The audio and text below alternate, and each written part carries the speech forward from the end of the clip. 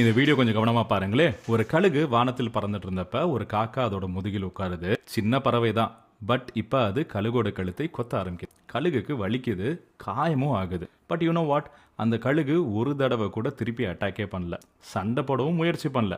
அது செஞ்ச ஒரே ஒரு விஷயம், தன்னோட ரெக்கையை விரிச்சு இன்னும் உயரமா பறக்க ஆரம்பிக்குது. உயரம் அதிகரிக்க அதிகரிக்க காத்து தின்னாகுது, அதனால ஆக்சிஜனும் குறைய ஆரம்பிக்குது. இப்போ குளிரும் தாங்க முடியல. கடைசியில் அந்த காக்கா தாக்கு பிடிக்க முடியாமல் மயங்கி கீழே விழுந்துடுது. நல்லா கவனிங்க, கழுகு காக்காவை தோக்கடிக்க முயற்சி கூட பண்ணல. அது ஜஸ்ட் தன்னோட உயரத்தை இன்க்ரீஸ் பண்ணிகிட்டே இருந்துச்சு, அவ்வளவுதான். இதை தான் சைக்காலஜியில் டிமென்ஷன் அட்வான்டேஜ் ஸ்ட்ராட்டஜின்னு சொல்லுவாங்க. வாழ்க்கையிலுமே இதே தாங்க. உங்களை பற்றி குறை சொல்கிற எல்லாருக்கும் பதில் சொல்லணும்னு அவசியமே இல்லை. ஏன்னா உங்களை புரிஞ்சுக்கிட்டவங்க விளக்கம் கேட்க மாட்டாங்க, புரியாதவங்க விளக்கம் சொன்னாலும் ஏற்றுக்க மாட்டாங்க. இன்னுமா புரியல உங்களுக்கு? சில பேர் உங்கள்கிட்ட சண்டை போடுறது ஜெயிக்கிறதுக்காக இல்லை, உங்களை கீழே எடுத்து உங்கள் மன நிம்மதி கெடுக்கணும். அதுதான் அவங்க பிளானு.